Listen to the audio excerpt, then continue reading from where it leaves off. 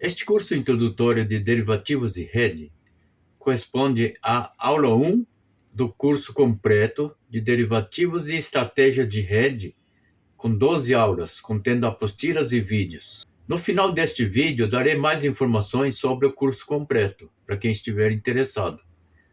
Este curso de introdução a derivativos e rede é um curso gratuito. O nível dele é de curso pago, mas você está tendo a oportunidade de assistir a este vídeo, a este curso, gratuitamente. Você está tendo contato com a disciplina derivativos financeiros. Derivativos parece uma coisa bastante complexa, não é mesmo? Mas um derivativo financeiro não é nada complicado se você compreender bem a sua mecânica, seu funcionamento, pois ele já existe há muitos séculos, não é de hoje. Bem-vindo ao fascinante mundo dos derivativos. Meu nome é Masakazu Hodi e vou acompanhar de perto a sua evolução nesta disciplina, derivativos financeiros. Vamos lá? O que eu vou ensinar neste curso é fruto de vivência de muitos anos cuidando de perto, almoçando e jantando os derivativos. Não é cansativo, porque eu gosto muito desse tema. Eu fui um dos primeiros autores acadêmicos no Brasil sobre derivativos, pois tive a felicidade de me envolver com esses fascinantes instrumentos financeiros em função da minha profissão. Cuidar, de fato, da tesouraria de uma empresa que no seu auge movimentava bilhões de dólares, tanto do lado do ativo como do passivo. Bilhões de dólares. Primeiramente, vamos conhecer um pouco a história desse instrumento financeiro para compreender a razão de sua criação e existência. Por que ele existe? Por que foi inventado? Em seguida, é importante conhecer os principais aspectos e características de sua mecânica, seu funcionamento. A partir daí, fica mais fácil compreender as finalidades do mercado de derivativos e os principais tipos de instrumentos negociados nesse mercado. Nós vamos ver, nesta primeira aula, o que é derivativo, mercado futuro, mercado a termo, opções e swap, mas de uma maneira bem breve, porque a gente vai entrar com mais detalhes, com mais profundidade em cada aula. Vai ter uma aula só de mercado futuro, só de mercado a termo, só de opções, na verdade, não uma aula só, são várias aulas, e swap, ok? Primeiro, o que é derivativo? Como o próprio nome diz, derivativo deriva de alguma coisa, de um ativo, de um índice, de uma taxa de juros, de uma taxa de câmbio. Enfim, derivativo deriva de um ativo primário. E o ativo objeto que determina o valor de um derivativo é chamado de ativo subjacente. E pode existir atualmente, na forma física ou virtual. Você já ouviu falar em ações, dólar, IPCA, juros, mercadorias, duplicatas. Alguma coisa diferente que nunca ouviu falar? Você já vivenciou tudo isso aí até agora, de uma forma direta ou indireta. A maioria dos ativos primários ou índices existentes no mercado você já conhece. Então, é fácil, né? Os valores dos derivativos dependem do preço dos ativos ou índices primários. A gente falou sobre isso. Por exemplo, o preço futuro da ação, de uma ação, depende do preço dessa ação no mercado à vista. Em linhas gerais, pode ser entendido que derivativo é instrumento financeiro que possui as seguintes características. Seu preço depende de um ativo subjacente e altera-se em função da alteração de seu preço. Já falamos sobre isso, né? O investimento inicial é nulo ou muito baixo. O valor, muitas vezes, irrisório. O valor do derivativo é irrisório comparando com o valor do ativo principal. Será liquidado numa data futura, outra condição. O resultado financeiro de um derivativo é calculado sobre um valor de referência, um valor nocional. Exemplo de derivativos. Compra de ações do Banco do Brasil. No mercado futuro, para liquidação em 90 dias. É um derivativo. A ação do Banco do Brasil é o ativo primário que derivou a operação, ativo subjacente. Porque sem essa ação, você não tem o mercado futuro dele. Outro exemplo. Uma empresa compra opção de venda no valor de $10.000 para vencimento em 156 dias. Então, comprou uma opção de venda, um derivativo. O dólar, nesse caso, é o ativo primário que derivou a operação, que é a opção de venda no valor de $10.000. Bom, como já disse, o derivativo financeiro não é coisa nova.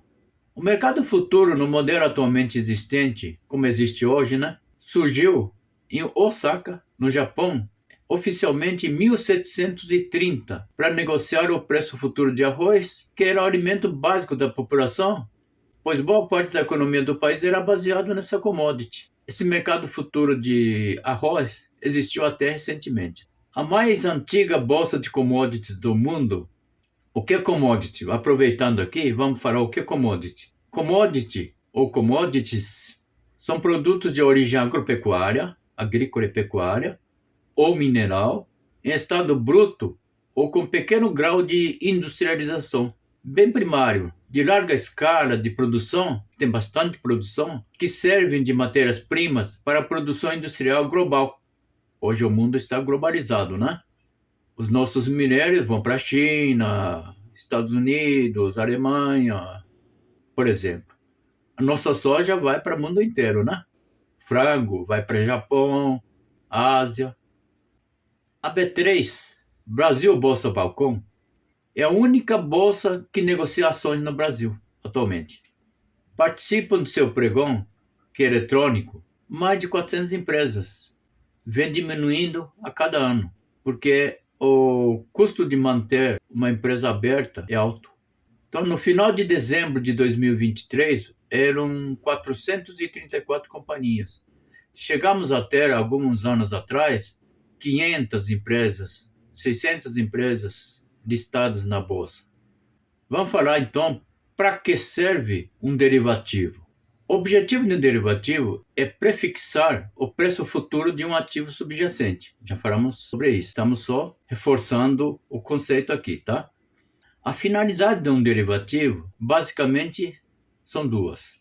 Para fazer hedge é proteção. Para quem nunca ouviu falar nesse termo, hedge significa cerca, proteção. No caso aqui é proteção financeira, E serve também para especulação. Vamos falar agora de mercado futuro. As bolsas de commodities foram criadas com a finalidade de possibilitar a negociação e transferência do risco de suas atividades a terceiros. São conhecidas também como bolsas de futuros, pois negociam preços futuros.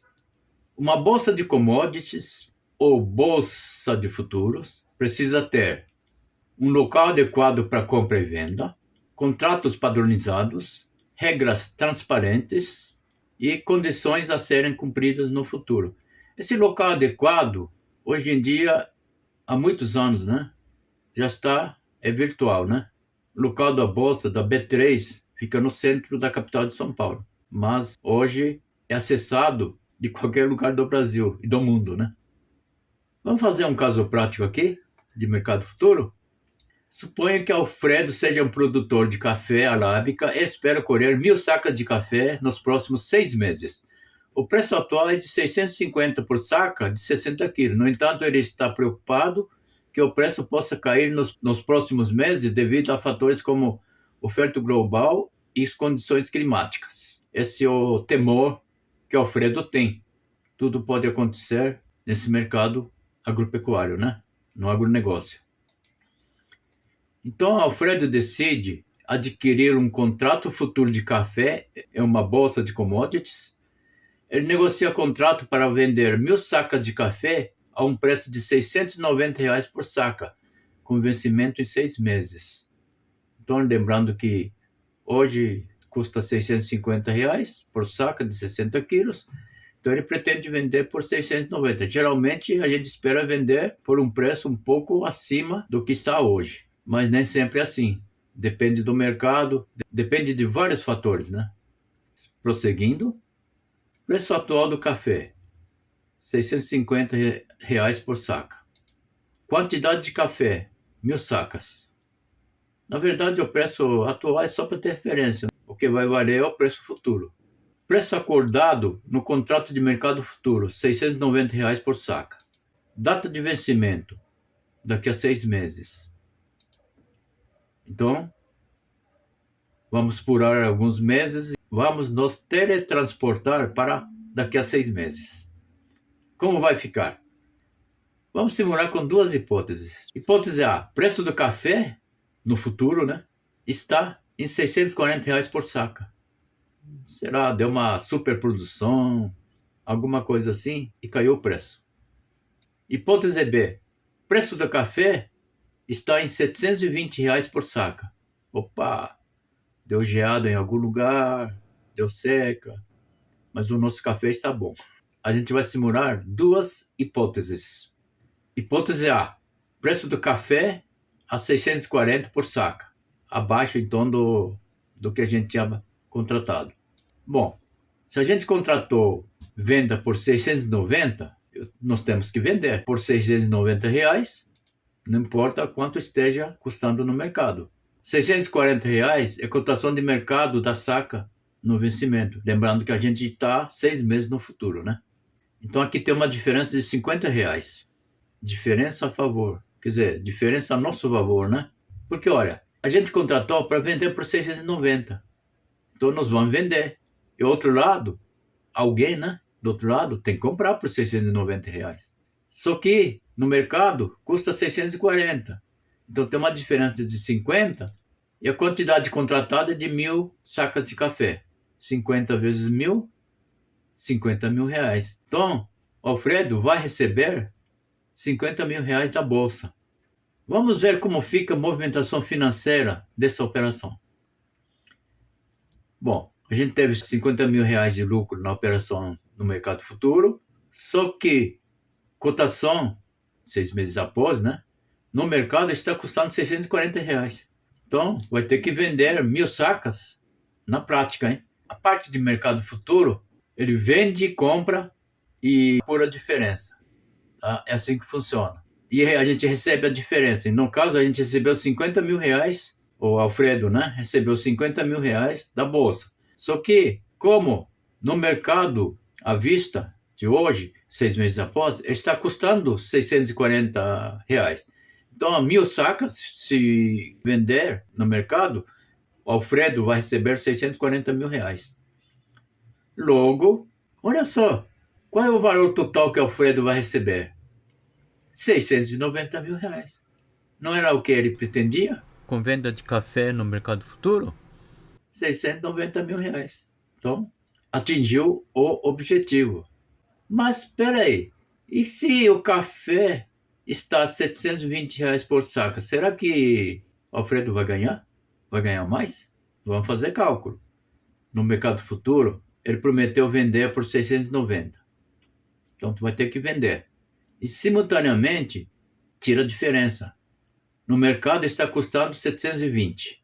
Então, 690 menos 720, R$ 30 de diferença. Porque imagina, do outro lado, tem alguém que comprou por 690 no mercado futuro. Então esse alguém vai ter que receber, vai receber a diferença, né? Só que no mercado futuro está custando R$ 620. Logo, tem que receber a diferença. Então, diferença a pagar. Alfredo vai ter que pagar essa diferença. Puxa vida, hein? Que prejuízo, hein? Não sei.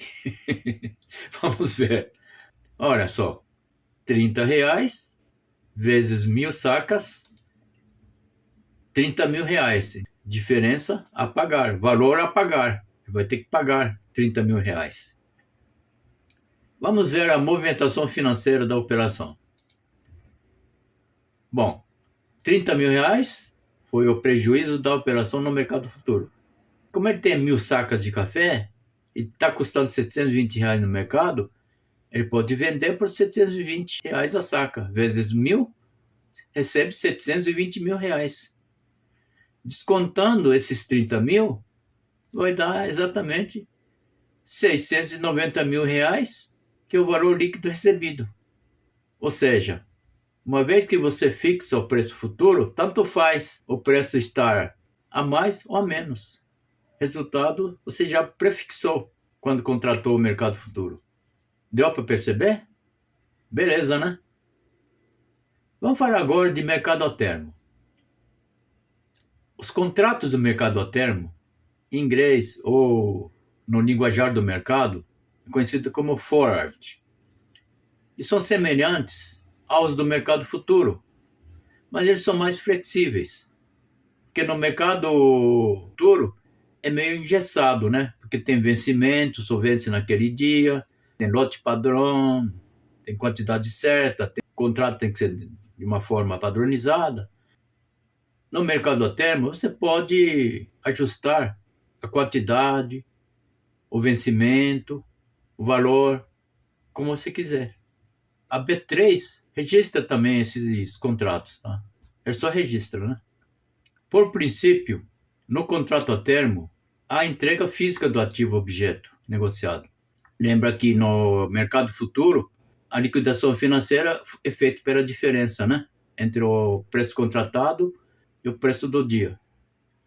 No mercado a termo, existe entrega do ativo negociado, mas também existem operações de Non-Deliverable Forward, ou seja, NDF. Aí é como se fosse liquidação financeira pela diferença. Não há entrega efetiva do ativo negociado, ok? Vamos fazer um caso prático. Uma empresa tem dívida em dólar no valor de 10 mil dólares que vence daqui a 90 dias e não deseja correr o risco cambial. Contata o gerente de banco e negocia uma NDF na condição desejada, né? A cotação de hoje é de R$ 5 por dólar e o preço futuro é de R$ 5,13 por dólar. Então a operação é fechada nessa condição. Vamos ver como fica a parte financeira dessa operação. Também aqui a gente vai fazer com duas hipóteses, a mais e a menos, tá? Hipótese A, 5,50 por dólar no vencimento. Então temos aqui 5,50, cotação de dólar do dia da liquidação. 5,13 é o preço combinado, o preço que a gente combinou no contrato. Tem uma diferença de 37 centavos. Lembrando que a gente contratou que vamos comprar ou pagar 5,13.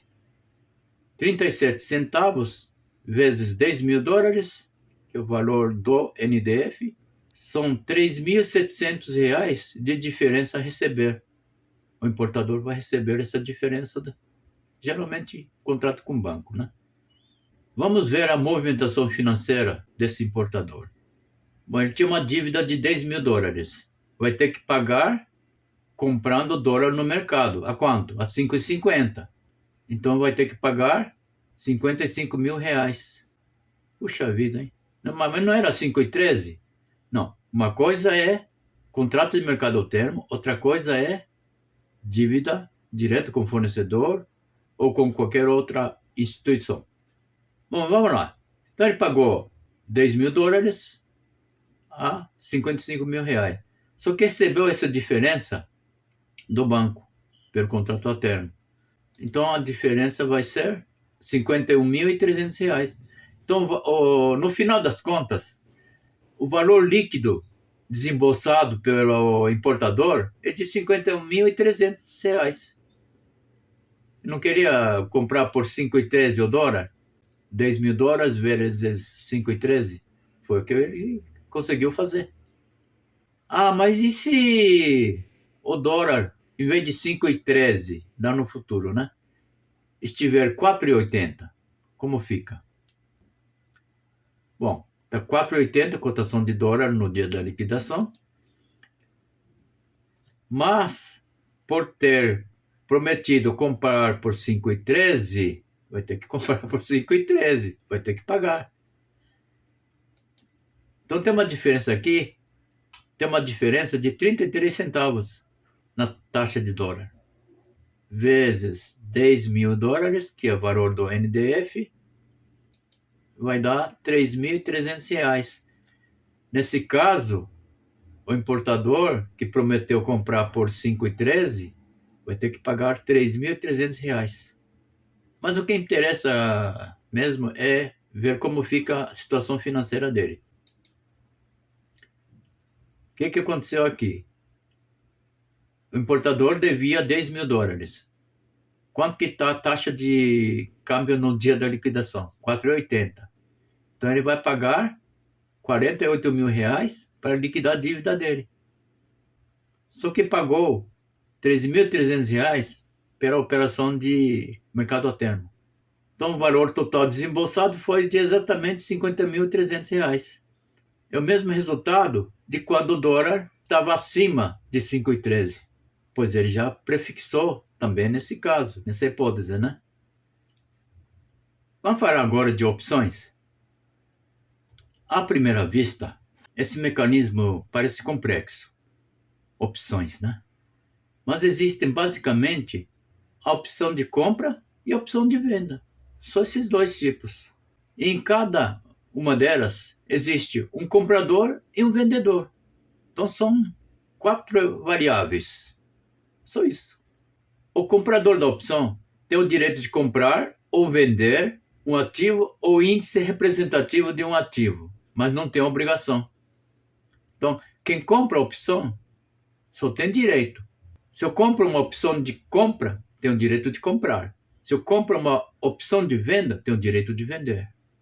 Em contrapartida, quem vende a opção assume a obrigação de vender ou de comprar o ativo negociado. Então, a parte que assume os riscos é o vendedor da opção, tanto de compra como de venda. Porque o comprador da opção só tem direito. Ele exerce a opção se quiser. No caso de quem vendeu a opção, é obrigado a cumprir o contrato quando a opção é exercida. Por exemplo, se o vendedor da opção vendeu opção de compra, o titular, né, o comprador da opção vai comprar. Nesse caso, eu sou obrigado a vender pelo preço combinado. Se o vendedor da opção vender opção de venda, o comprador da opção de venda, ele pode exercer a opção de venda. Ele pode querer vender por um preço combinado. Nesse caso, não importa quanto esteja dólar, né? Dólar ou outro preço. Quem vendeu a opção é obrigado a comprar nesse caso. Porque o outro lado está exercendo a opção de venda. Então, nós somos obrigados a comprar pelo preço combinado. Ok? Mas também não é assim, né? De graça. Portanto, o vendedor de opção recebe uma coisa chamada prêmio. Prêmio de opção. É como se fosse prêmio de seguro. Seguradora, né? Seguro de carro, seguro de casa. Mesma coisa. O prêmio que o vendedor de opção recebe é igual ao da seguradora, né? Em bolsa de valores, o vendedor da opção lança a opção. Então é chamado de lançador de opção, conhecido como lançador. Se vocês virem esse termo em algum lugar, é o cara que vendeu a opção, tá? Lançador. O mercado de opções é diferente do mercado futuro, porque no mercado futuro, você contratou, tem que cumprir. No mercado de opções, a opção pode não ser exercida, se não for de interesse do comprador, do titular, né? Não quero exercer. Pronto, não exerço. Vamos desenvolver então um caso prático. Especulação com opção de compra. Call. Call significa chamar em inglês, né? Então, opção de compra, call, chamando para mim. E opção de venda, a gente chama de put, coloca, por, né? Nesse sentido. Mas nesse caso é o call, né? O investidor decide comprar uma opção de compra de 1.000 ações XXZ com vencimento em 60 dias por R$ 38 e lucrar com a operação. Isso aqui, lembrando que você tem que ter certeza do que está fazendo, viu? A opção é muito perigosa. Esse vídeo tem somente caráter educativo, tá? Para você conhecer as operações. Não é nenhuma indicação de investimento, ok? A ação é cotada hoje a R$ 36 e o prêmio é de 80 centavos por ação. Então a gente deve pagar 80 centavos por ação, né? Vamos ver como fica se a ação estiver custando mais no vencimento, além do que a gente previu. Hipótese A, R$ 40 o custo da ação no vencimento. R$ 38 é o preço do exercício. A gente falou que ia comprar por R$ 38, o investidor, né? Então ele vai comprar por R$ 38. Então a diferença, na verdade, a liquidação financeira é feita pela diferença, ok? A ação custa R$ 40 no mercado e poderia comprar por 38 uma coisa que vale 40. Portanto, tem R$ 2 de diferença de preço, né? É lógico que nesse caso o investidor vai exercer a opção. Vezes 1.000 ações, R$ 2.000. Então vai receber R$ 2.000. Vai embolsar, né? R$ 2.000. Vamos ver como fica a movimentação financeira. R$ 2.000 é o lucro da operação de call, né? Não pagou um prêmio? R$ 800. Aqui não vamos nem considerar juro desse período, tá? Mas deveria considerar para ficar mais ajustado. Que é só para simplificar, tá? Então, 2.000 menos R$ 800, pá, teve lucro de R$ 1.200 por ter comprado essa opção. É simples assim, não tem mais nada, né? Mas, espera aí. Se a ação estivesse custando R$ 37 em vez de 38, como previsto, o que vai acontecer? Cotação da ação é de R$ 37. Devo comprar por 38? Não, peraí. Nós compramos o call por R$ 38. Então, esse investidor tem o direito de exercer, mas não tem a obrigação. Então, o que vai fazer? Essa diferença, ele não vai pagar R$ 1 à toa. Ele simplesmente não vai exercer a opção. A opção vira nada, vira pó, né? Vamos ver a movimentação financeira da operação nesse caso. Em vez de ganhar R$ 1.200, aqui não exerceu a opção, então teve zero de lucro, né? Da operação de call. Menos R$ 800 de prêmio pago. Então o prejuízo da operação, nesse caso, para o investidor, foi de R$ 800.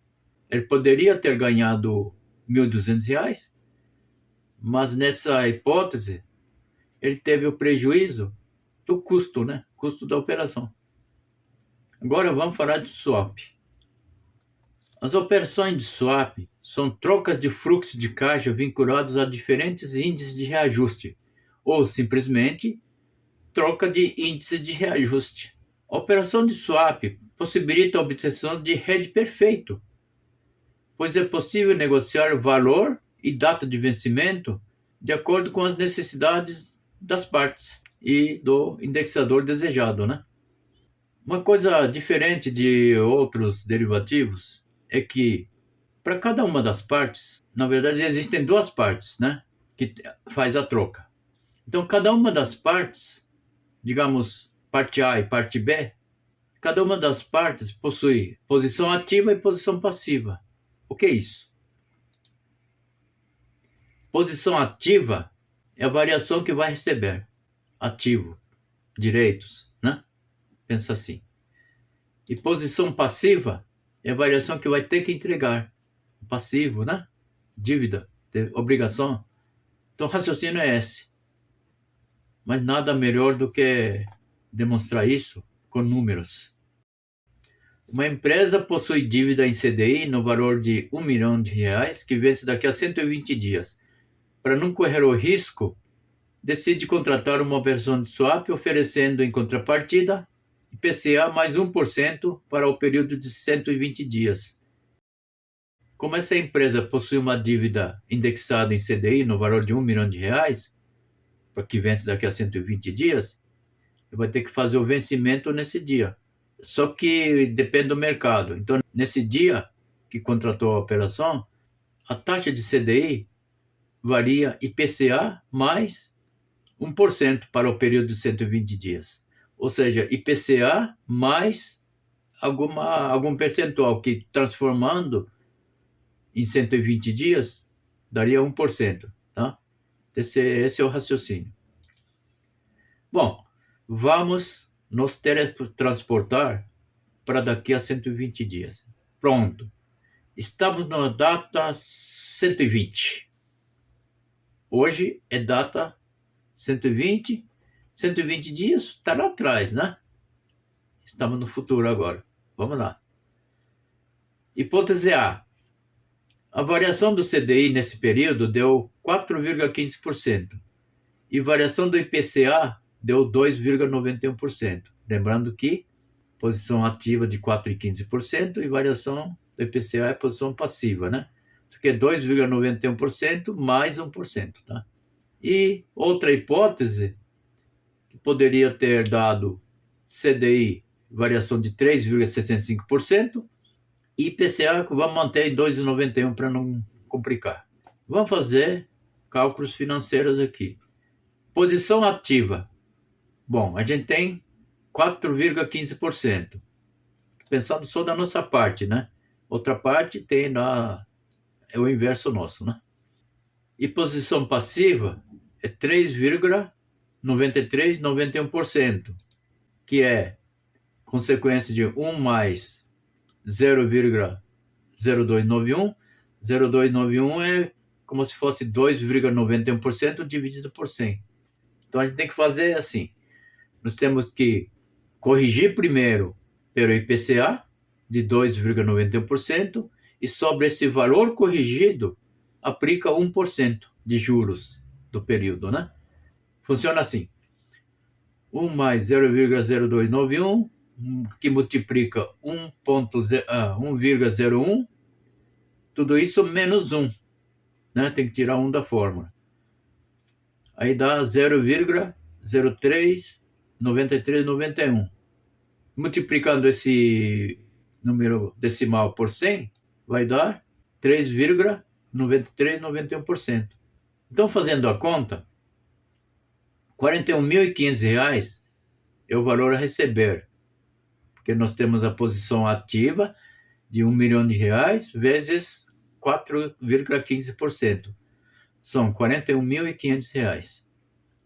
Agora vamos calcular a posição passiva.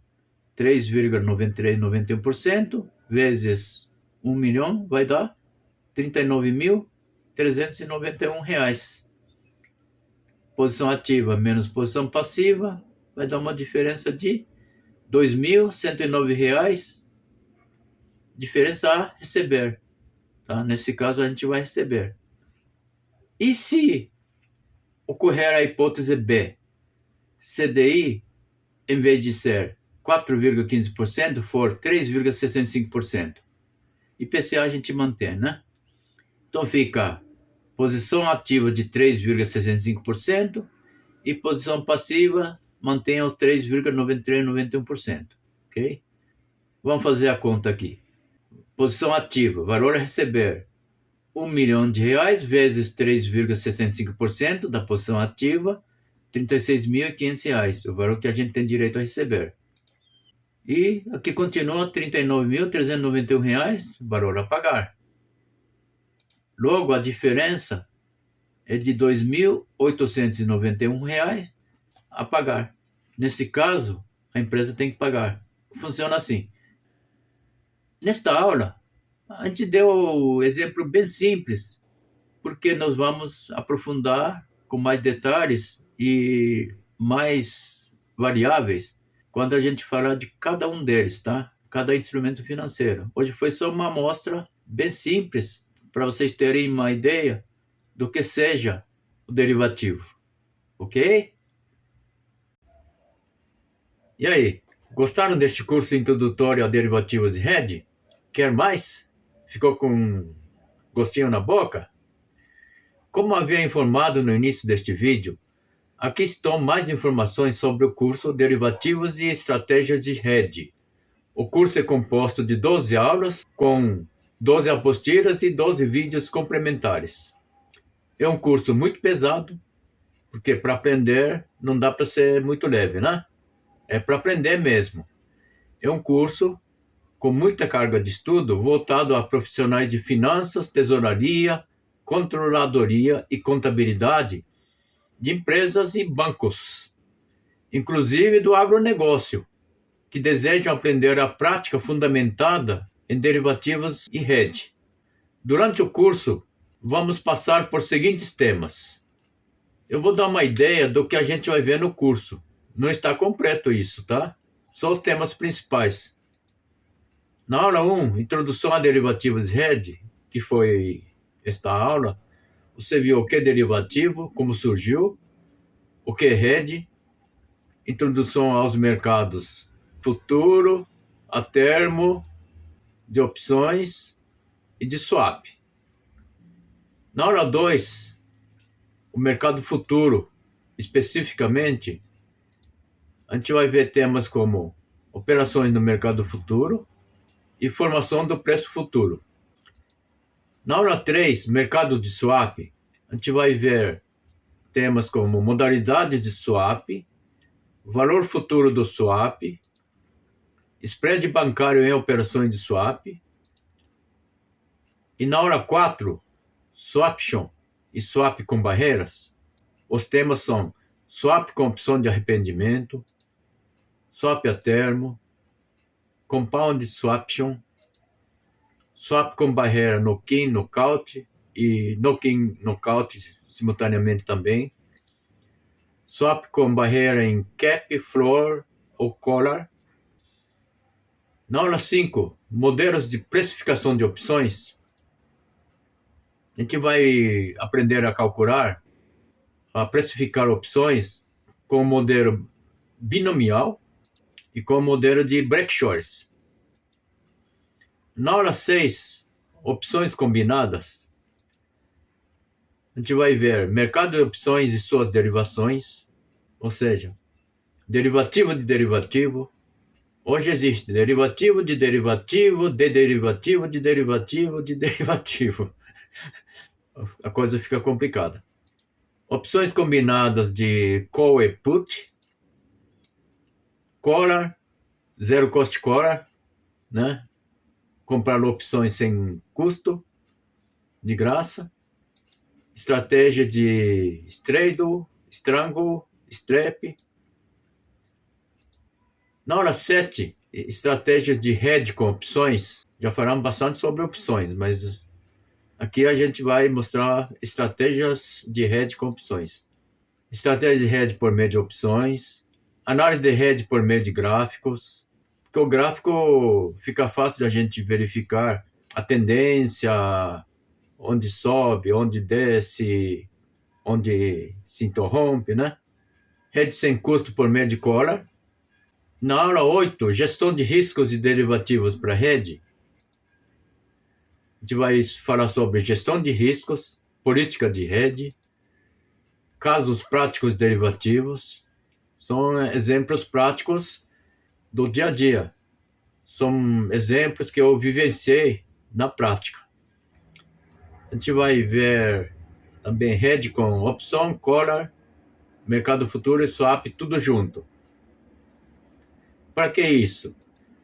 Para na hora seguinte a gente aplicar as técnicas de decisão de hedge, fazendo projeções de cenários econômicos, que é como escolher o melhor derivativo para hedge, e técnica de decisão de hedge. Abordagem do custo e rentabilidade é uma das técnicas de decisão de hedge, né? E abordagem da proteção de resultado financeiro. Então, como tomar decisões? A decisão financeira de hedge é uma das mais difíceis de tomar, mas você tem que tomar decisão. Então, eu vou dar algumas dicas. Não que vai resolver completamente, mas vai dar uma ajuda. E a gente vai falar também sobre aspectos gerais a considerar na decisão de hedge. Na hora 10, riscos e planejamento no agronegócio, a gente vai ver temas como riscos da atividade agropecuária e agroindustrial, visto que, por exemplo, no mês de maio de 2024, houve uma catástrofe natural lá no Rio Grande do Sul, né? O estado inteiro foi atingido. Em função disso, alguns produtos agrícolas, como arroz, ficaram escassos. Agricultores, pecuaristas, industriais não previam catástrofe nesse nível. Então a gente vai falar sobre derivativos agropecuários, planejamento do agronegócio, riscos de aumento dos custos de insumos. Assim, lá no sul tem muita produção de frango, carne, gado, né? Também, né? Então tudo isso foi prejudicado.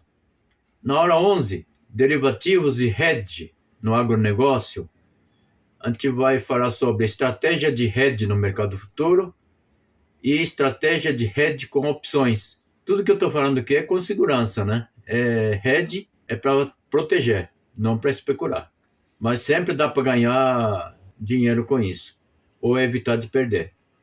Na hora 12, mercado de câmbio no Brasil, a gente vai falar sobre formação da taxa de câmbio, hedge por meio de ACC e ACE, derivativos de câmbio, compra de performance de exportação, ou seja, exportar sem produzir, ACC de exportações indiretas, câmbio travado e arbitragem de moedas.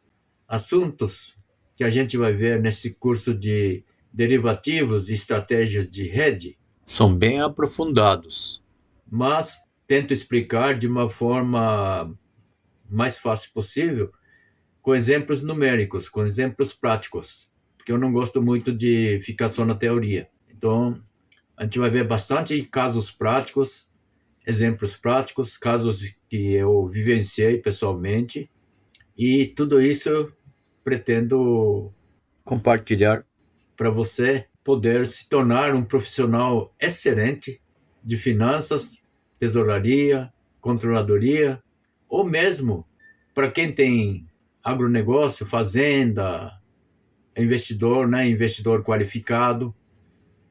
Para todas essas pessoas, espero poder contribuir.